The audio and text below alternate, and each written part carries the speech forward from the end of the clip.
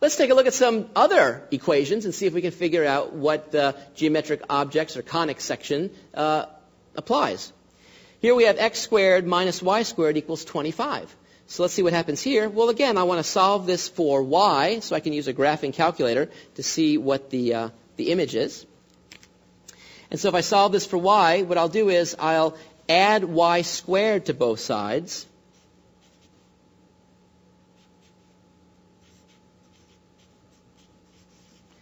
And now I'll subtract 25 from both sides.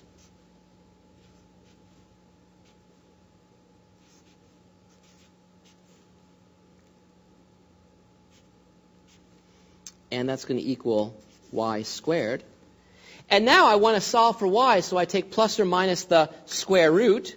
So I see that y equals plus or minus the square root of x squared minus 25.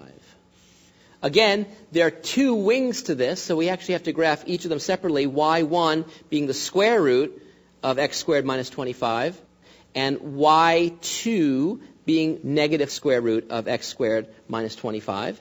And so now, when we plot them, what do we see? Well, let's take a look.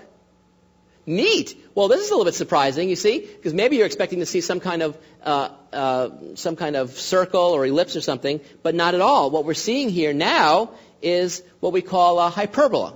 And what kind of hyperbola is this? Well, in fact, this is a hyperbola that we notice is opening horizontally, so it opens horizontally.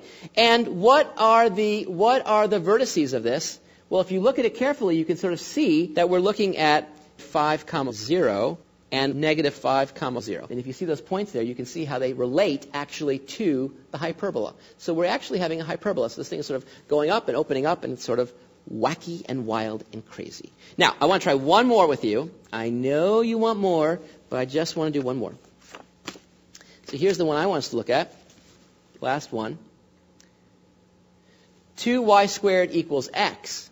Now again, I want to solve this for y so I can look at a graphing calculator. And so this is actually pretty easy to solve for y. Just divide both sides by 2.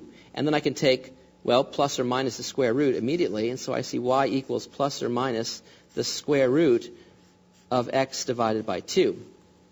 Again, to graph this on the graphing calculator, we have to have y1 be one of the wings and y2 be the negative wing. And we graph them both simultaneously to see what we get. And what do we get? Let's take a look. Well, look what we get. It's a sideways parabola. But it's still a parabola, which is an example of a conic section. So we see another conic section yet again. And now we can ask where the vertex of this parabola is. And you can see it's right there at the origin. So 0, 0 is the vertex. And you can see that this parabola opens to the right. So this is a parabola that opens to the right and has a vertex at 0, 0. Anyway, the point is we can now use graphs to see a particular equation and figure out exactly which conic section it is.